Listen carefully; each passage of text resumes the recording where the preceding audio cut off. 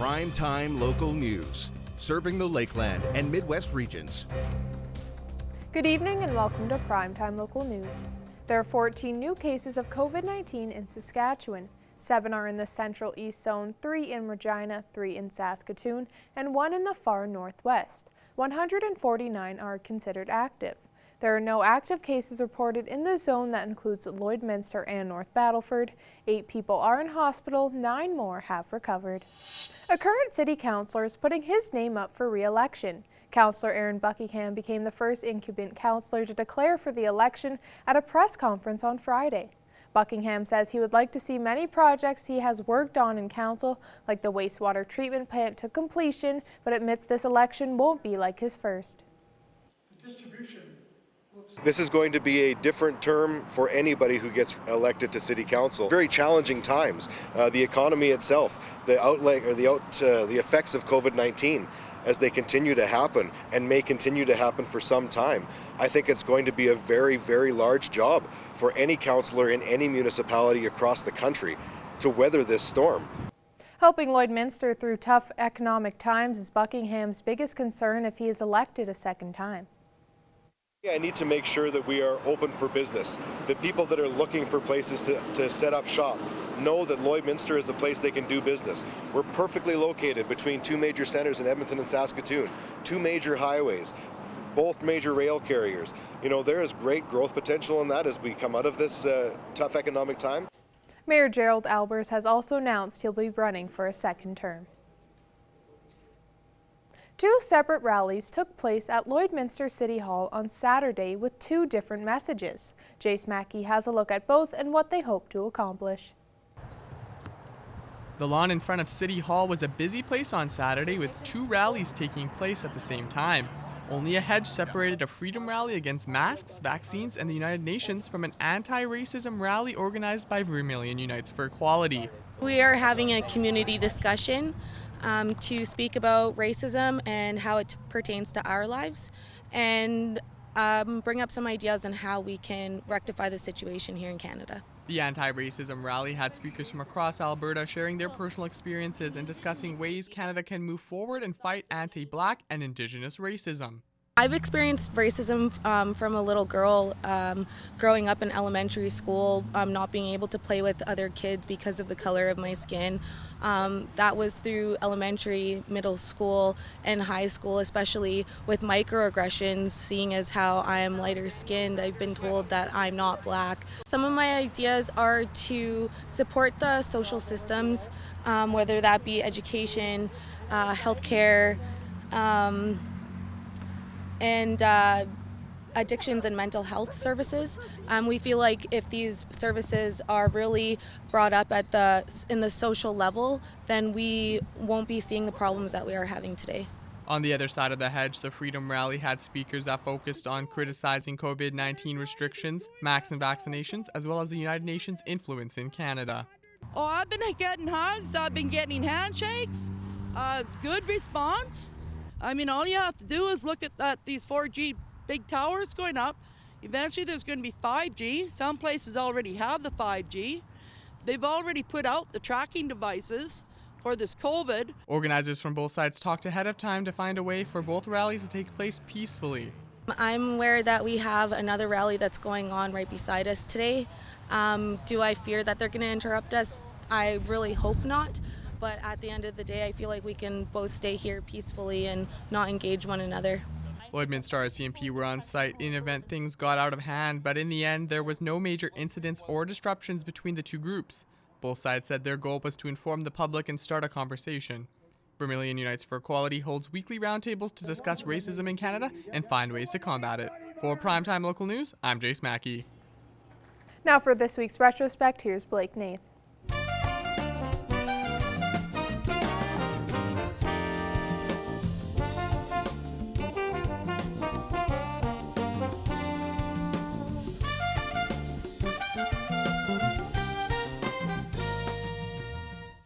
This week in retrospect. Back in '95, petroleum workers in the border city participated in a training exercise to contain an oil spill. A mock oil spill exercise today at the Big Gully Park. Environmentally friendly canola oil was poured into the lake, giving the 130-member crew a chance to deploy their oil cleanup skills. So basically they're taking the booms out to the lake, and once they get the booms in place and the skimmer on shore, then we'll corral the oil, move it in towards the skimmer near the shore, and suck it out of the water and into a porta tank.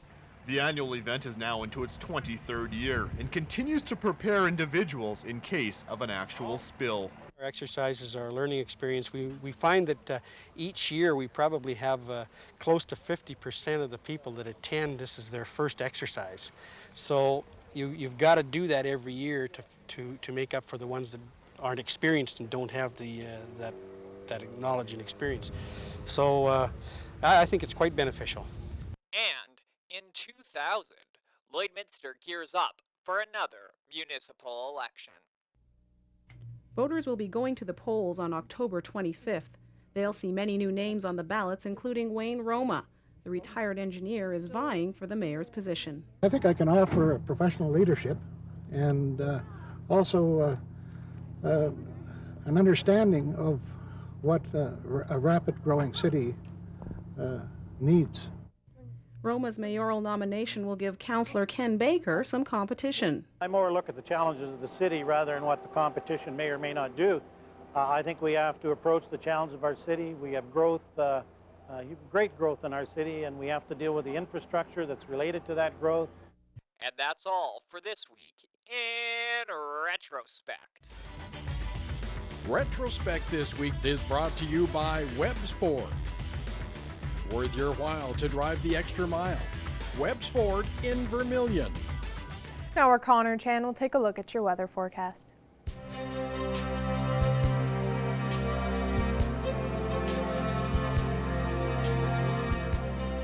Thanks very much, Jasmine. Taking a look right now, we ended up having a very warm day, especially in those later parts of the afternoon. Lots of sunshine with that 20-degree mark. We still see some cloud coverage coming in, a little bit more winds coming in our way from the west at just at 31 kilometers an hour. But as we look at some temperatures around other areas here, 19 degrees we see in Vermilion and Vegreville as well. St. Paul sitting at 23 degrees. 20 degrees we also see in Marwayne, Bonnyville, and Lac La Biche. As we move out west to Edmonton, sitting at 20 degrees as well. Provo sitting at 22 with Macklin at 23, and then North Battleford sitting at 21 degrees, and then 20 we see up in Meadow Lake, and then 17 in Isle La Crosse. And here's a look at the satellite radar map. We could see some showers coming in from the northern areas here. There is a 30% chance we could see some of that making its way into Lloydminster, but it's going to be more so in those northern areas as we see in the coming hours. So we could see that more in those northern Alberta and Saskatchewan areas like the St. Paul's and the St. Walburgs areas, just to name a few. But as you look at temperatures overnight in North Battleford, 7 degrees with mostly clear skies and a little bit of clouds going into tomorrow. 17 tomorrow as the daytime high.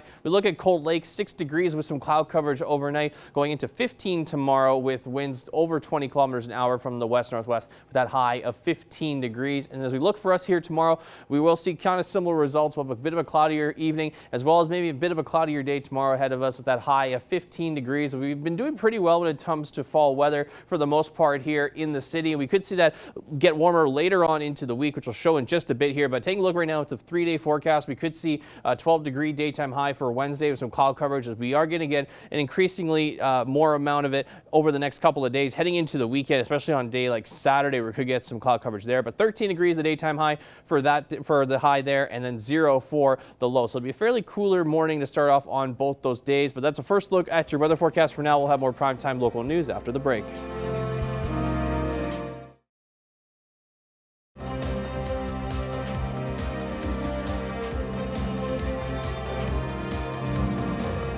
Welcome back.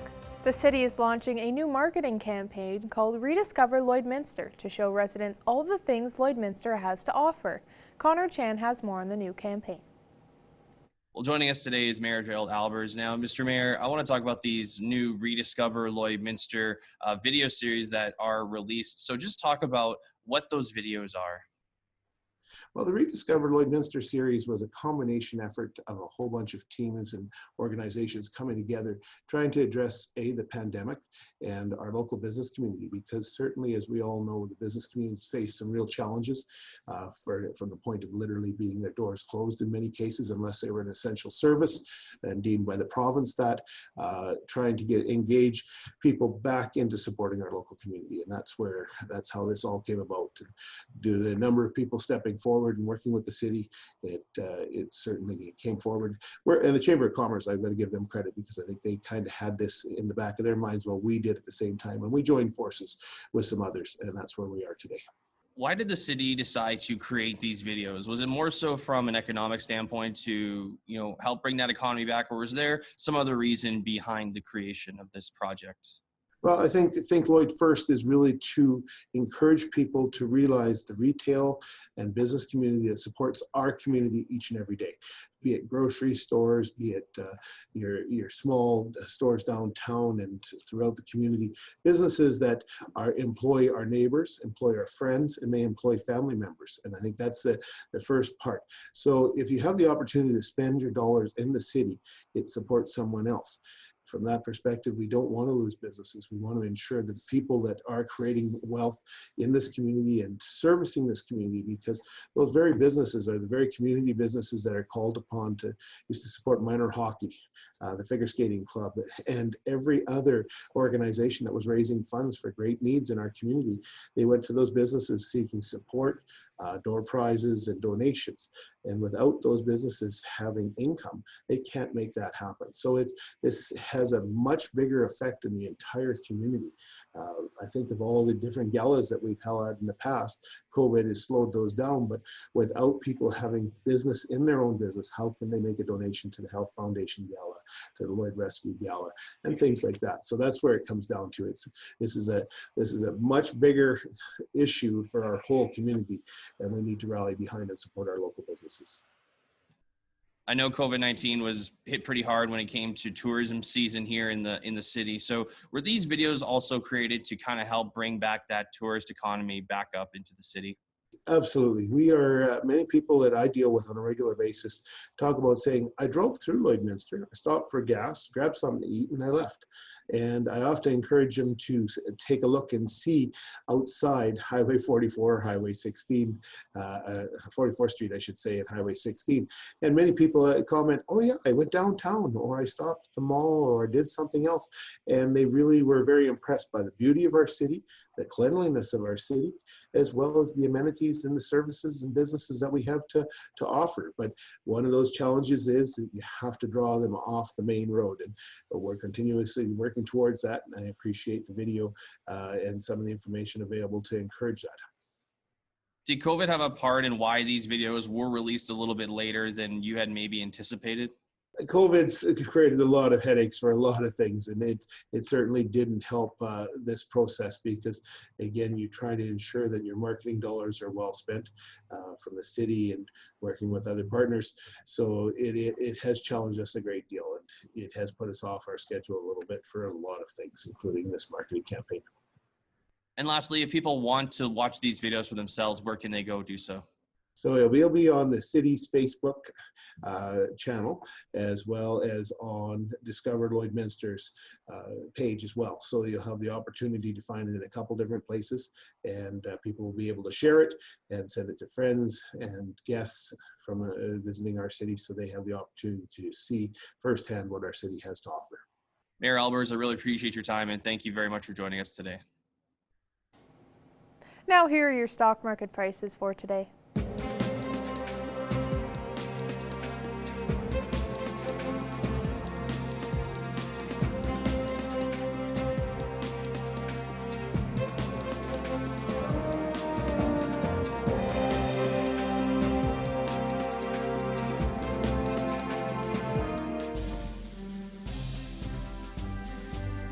Today's oil prices are brought to you by First General Services.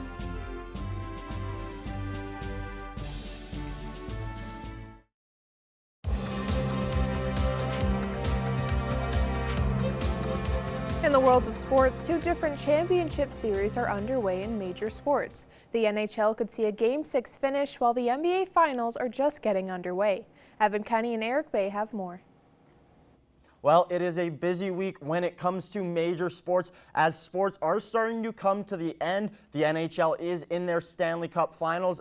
Game 6 is tonight as well. The NBA Finals starts tonight as well. Joining me to break all these down is Eric Bay. Eric, thank you for joining me. Yeah, big time of year, especially for September. Yeah, it's a little different being in this situation versus other years, but we're rolling with it. And me personally, I'm not that disappointed that we are getting to see these finals and getting to see some trophies being handed out. Eric, let's start with the NHL. Let's go to Game 5. Tampa Bay had the chance to take the 4-1 win of the series. Unfortunately for them, they lost 3-2 in double overtime to the Dallas Stars. Corey Perry was the hero for the Stars. What did you think of this game? Yeah, I think it's really what we've seen here from the previous 4 games, and Tampa Bay has really been able to continue to control the puck. I would say they're getting the majority of the chances, and there was no bigger impact or visual of that than in the first overtime when Tampa pretty much dominated the Dallas Stars. Now, to be fair, Dallas also has done some good things in shorter spurts, but I think, again, it's all about making the most of your chances, and it's going to be tough here going forward as we see here trying to build something against Tampa Bay, because they've been able to push the puck, break out very well, and continue to generate pressure on that offensive side of the puck. I agree. The one thing that I did like to see from Dallas was their physicality. On the one Dallas goal, I forget which one, who scored this one, but Mikhail Sergachev got counter hit, and he was stunned for the rest of that shift, which led to the goal. I like to see that physical play and really getting under the skin of some of those skilled Tampa forwards. Another thing I like to see is the veteran presence coming out. I mentioned Corey Perry was the hero. He got 2 goals in that game for the Stars. The other goal was scored by Joe Pavelski. Both these guys have been there before. Corey Perry is a Stanley Cup champion. Pavelski's made it to the conference finals as a San Jose Shark. They've been here before, and they're helping that team really push forward. Another guy who we didn't see much of throughout most of playoffs was Tyler Seguin. He had 3 assists in Game 5 the other night there. Eric, is there any one player to you who really stood out in that game? Yeah, I think, again, you just mentioned Corey Perry. He was always around the puck, and you talked the physicality. Well, that's what Corey Perry is really going to bring every night. He's under the skin. He's in any and every scrum around any opposing team's net. So, yeah, again, I just think that all in all, it was a pretty solid game on both ends, and I'm looking forward here to the future of the series for sure. As am I. Now, if we move along here to the NBA Finals, kicking off here, the LA Lakers versus the Miami Heat. I guess, first of all, Eric, who do you like in this series? I mean, it's tough because the Miami Heat have really kind of gone past everybody's expectations. You look at what they've done and won pretty handily against some pretty good teams in the Milwaukee Bucks and the Boston Celtics, but it's hard to bet against LeBron. He's been outstanding this playoffs. He's the one who went on Jamal Murray when Jamal Murray has been lighting up the league so far and said he was the guy who was going to take him, and he did a very good job of shutting him down, and we all saw the mean mugging after winning the Western Conference Finals. He knows there's still work to be done, and I think the big thing this year is that he has the supporting cast to do it. I mean, he almost took Cleveland Cavaliers team over the top multiple times with a not very good roster, but now he's got a running mate in Anthony Davis, and they've both elevated their games this playoff. So again, it's really just tough to pick against LeBron and the Lakers this year. It is tough to pick against them, but I am going to do just that. I really like the Miami Heat. Each of these teams has only lost 3 games all playoffs. So when you look at it from that perspective, they're pretty even going in. I just like that supporting cast even more in Miami and what they've been able to do with just so many different people. Tyler Hero has really been the hero for the Miami Heat. He's gone off, had a 30-point game in their last series against Boston, and he's just been phenomenal as a super young guy. He is only born in 2000, so he's one of the youngest players in the whole NBA and is lighting it up. And then if we go to the exact opposite end, Andre Iguodala had a huge final game against the Celtics. He was picked up just as a cap dump in the offseason, but his veteran presence has really come to show. This is his 6th straight NBA final. And in Game 6 of their final series there against the Celtics, he put up 15 points in that final game and did not miss a single shot. I just like how the wheels are starting to turn in Miami, and that's without even mentioning their best player in Jimmy Butler. So that one will be interesting to see as that starts to kick off here. Another playoffs that is about to kick off is the MLB playoffs. The Toronto Blue Jays have made it. Eric, can we expect a lot from the Blue Jays in this playoffs? I think there's a chance, maybe not expected, but you can hope for it for sure. And obviously it's very interesting with that wild card series being only 3 games. So all it takes is 2. And really, especially in baseball, you just need 2 really good performances from your pitchers, and you can definitely take that series and move forward. And I really do think the Blue Jays have those guys. Hyun-Jin Ryu has been spectacular for them all season. And I really do think Taijuan Walker has done a very good job since he came over in that trade from the Diamondbacks. So I really think that he can continue to progress here and can give them that 2 games they need. However, moving forward, it's going to be tough, especially as we've talked before with those 7 games and the 5 games in those future series being played back-to-back nights. It's going to be tough if you don't have that depth, and past those 2 guys, the Jays don't really have a ton of starting depth. It's been mostly by committee with their bullpen. So I don't see them going very deep, but it's been a very promising season for them and one they can definitely build on here in the future. The Jays are taking on the Tampa Bay Rays in their first round series. Now, just very quickly here, Eric, who is your MLB World Series champion? I mean, it's tough to pick against the Dodgers this year. They've done what they were supposed to do, unlike the Yankees, and they've really been dominant from start to finish. However, I think, as we've said before, the series is as wide open as any, and it's usually pretty wide open in the MLB playoffs. So I'm not going to say it's going to be easy, but I do think the Dodgers will finally pull it off this season. Eric, it's always a pleasure getting to chat with you. Thank you for joining me. For sure. Now we're Connor Tan. We'll take a look at your weather forecast.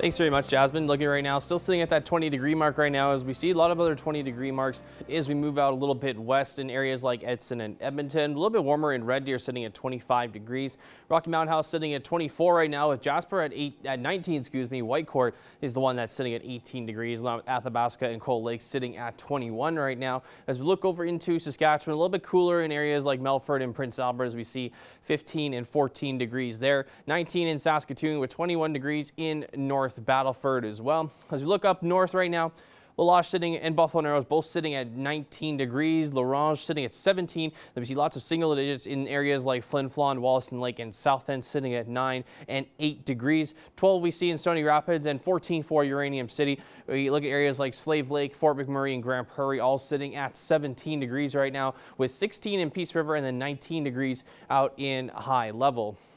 Making our way down south right now, 23 in Lethbridge with 22 in both Medicine Hat and Calgary, 18 degrees in Banff with 25 in Coronation, one of the warmer spots there. As we move over into Kindersley, sitting at 23 right now with 21 in Swift Current, 18 for Moose Jaw, and then 17 degrees in Regina with 14 in Yorkton and 15 degrees in Estevan right now. Now, as we look across the rest of the country, lots of cloud coverage for the most part in areas like Winnipeg, Quebec City sitting at 14 in Winnipeg, and Quebec City sitting at 22 degrees there. St. John's sitting at 16 with 20 in Halifax and 25 out in Toronto. Up north in Yellowknife sitting at 13 with some little bit of cloud coverage and some sun mix there. And then we see that same results there in Whitehorse at 12 degrees. Cloud coverage in Edmonton. As I did mention, there could be some showers make its way in those northern Alberta areas, including us, where we could get possibly a 30% chance of some rain tonight. But taking a look at Vancouver, mostly clear skies for the most part with 17 degrees right now as their high. Looking into what we could see for tomorrow, we are going to drop a little bit more than what we are right now. So 15 is our expected daytime high, with 16 in Vermilion, 15 also in Vegreville, St. Paul, Bonnyville, and Lac La Biche as well. 14 we'll see in Wainwright and in Provost for tomorrow, as well as in Macklin. 17 for North Battleford tomorrow, and then 16 we see in Meadow Lake, and 15 also for St. Walburg and Isle La Crosse. Here's what we see for the next 7 days. We are going to get a little bit cooler heading into Wednesday, sitting at 12 degrees, and then 13 on Thursday with some cloud coverage continuing on. We'll have a little bit of some clearer skies on Friday with that high of 17 degrees. Then some more cloud coverage coming in on Saturday with that high of 15, and then 18 the high on Sunday. And as we look into Monday, we should get back to temperatures what we experienced today with that daytime high of 19 with mostly sun and a few clouds, that low of 7 degrees. We're a little bit above average for our daytime lows, but we're right kind of on the mark for our average daytime high, which is usually around 14 degrees. That's a look at your 7-day forecast. We'll have more primetime local news coming up after the break.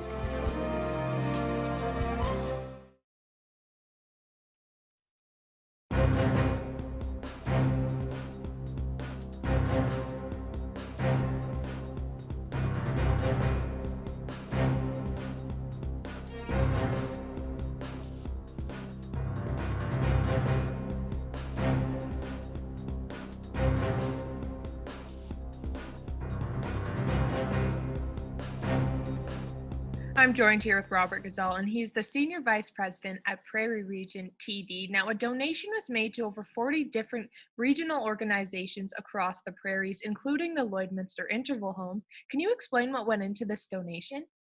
Yeah, sure. So we, the program itself is called the TD Community Resilience Initiative, and it actually came from our program, our what we call our corporate citizenship platform program, which is called the TD Ready Commitment. And so obviously COVID-19 has had a really dramatic impact on all of the communities where we operate, quite frankly, around the world. And so for us, it was just an opportunity to fine tune and almost refine the criteria to organizations and communities that have been more adversely affected by COVID-19. And so, we know that many communities were disproportionately impacted in a negative manner as a result of the pandemic. So we just wanted to make sure that there was, in a period where you didn't have the same levels of volunteering and the same level of community giving, we wanted to make sure that we put something together that would enable that, and really just reach out to some of these organizations, give them a little bit of something extra in order to provide the appropriate resources to continue the great work that they do. And now this donation also went to a lot of communities that have a bigger BIPOC population. So why did you want that? Why did you want them to receive that support? Yeah, so I mean, if we look at the criteria that we use, we really wanted to support Indigenous youth, communities with that impact on Indigenous youth, mental health, as well as family support.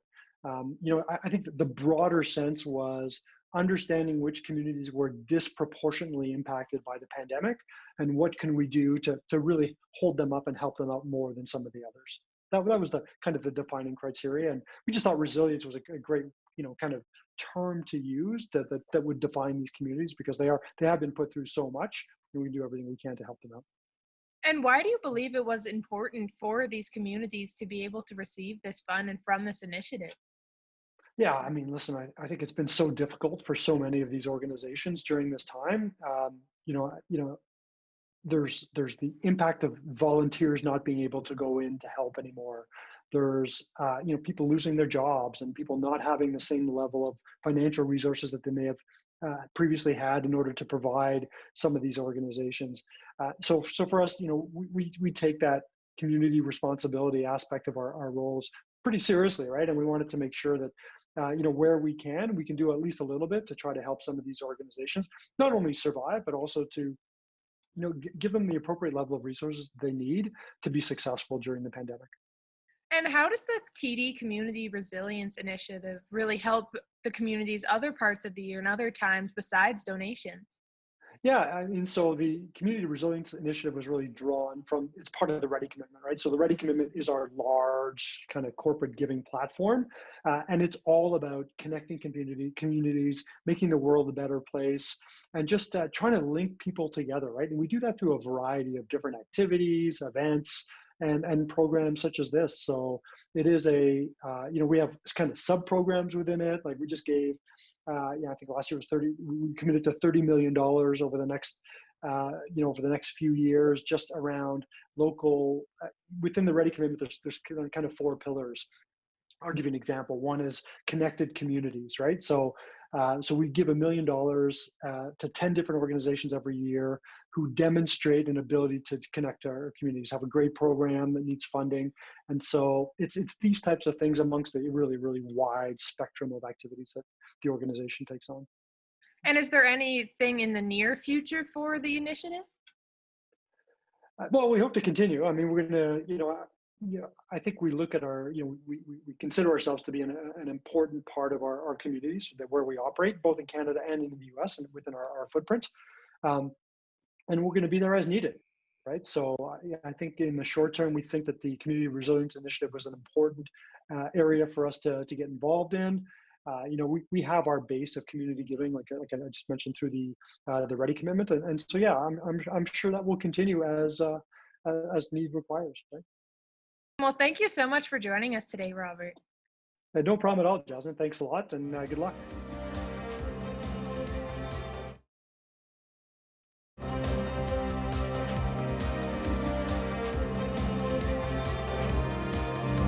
Joining me today is Jess Moskalup, who won Country Artist of the Year at the Western Canadian Music Awards. How are you?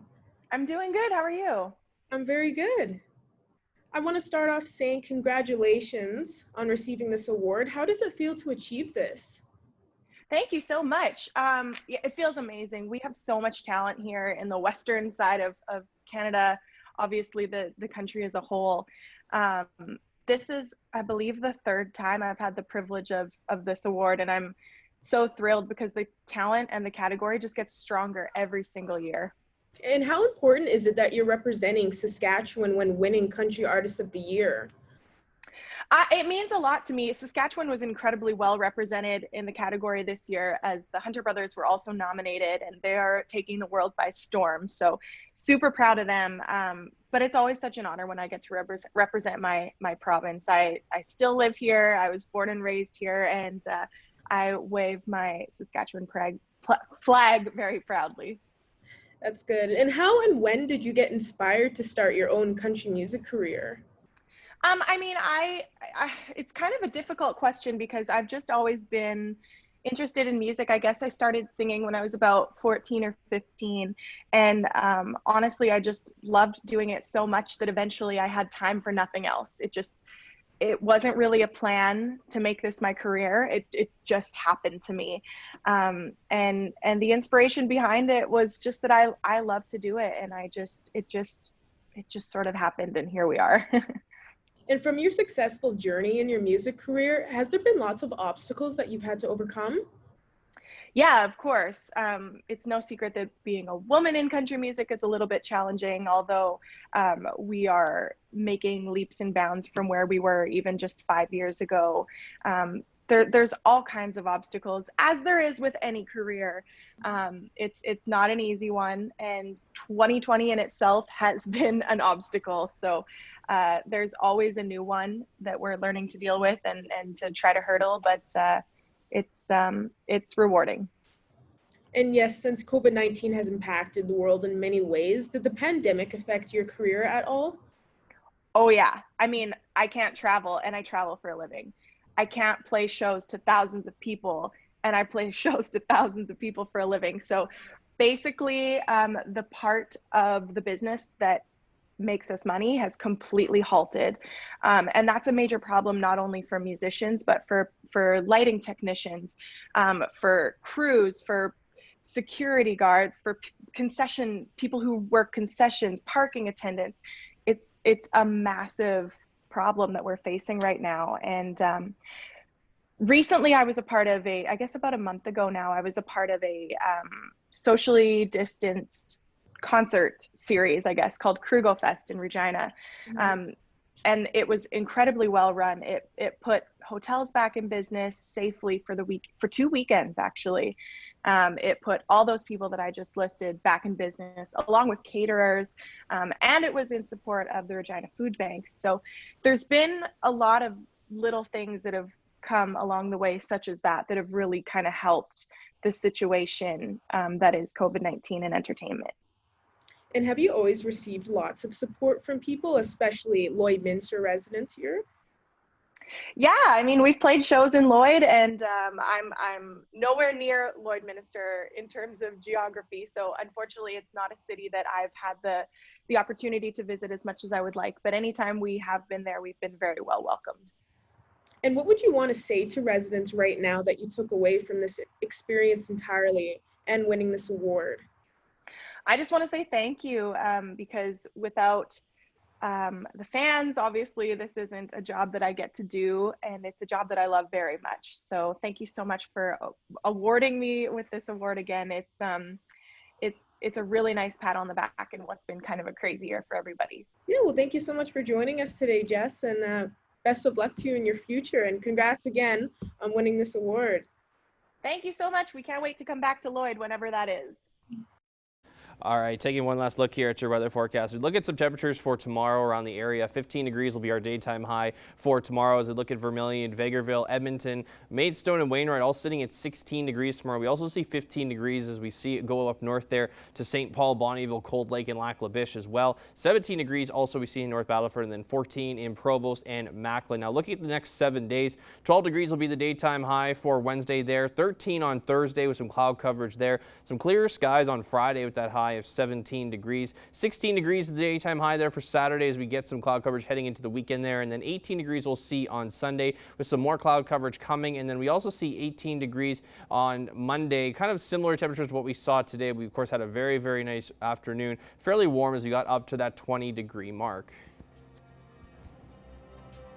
Thanks for joining us on Primetime Local News. Have a great night.